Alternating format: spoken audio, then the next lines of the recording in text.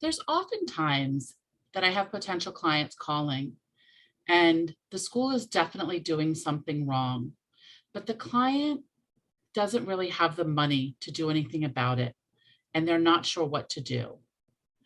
Unfortunately, I can't always work all of my cases for free, but there is a little tip that I can give these potential clients. There's a thing called a state complaint.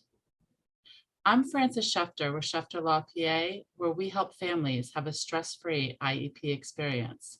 And today, I'm going to let you in on that little secret called state complaints. Here's the thing.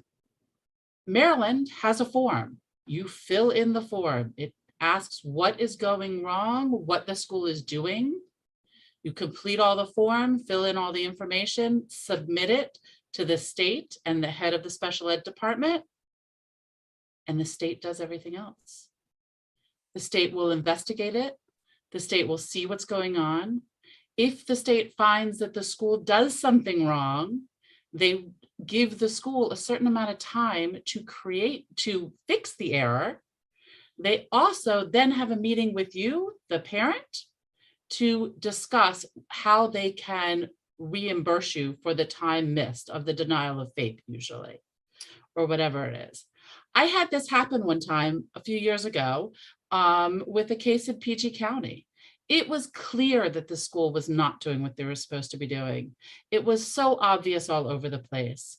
There was a court case. The mother wouldn't have probably made a great person to testify, due process. It wasn't something that we thought was a good use of time and money to go to due process. So I'm like, you know what, let's just do the state complaint and see what happens. And guess what? The state agreed with us 100%. The school had to remedy the situation so it didn't continue happening to other people. And the school gave my client comp ed, which is money for tutoring to make up for the missed services. So client didn't have to do much. I just filled out the form for the client. As a parent, you can do it yourself. It's easy to fill in the form. Submit it and see what happens. Worst thing that happens is the state comes back to say, no, we don't think there was a violation.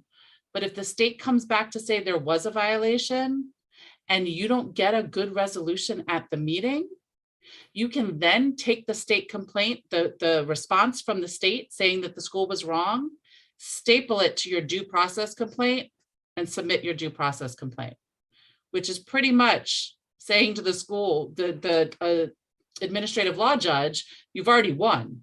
The state's already found violation. You can't really go against what the state is saying. So it makes it even easier for you to get what you want from the school through the due process.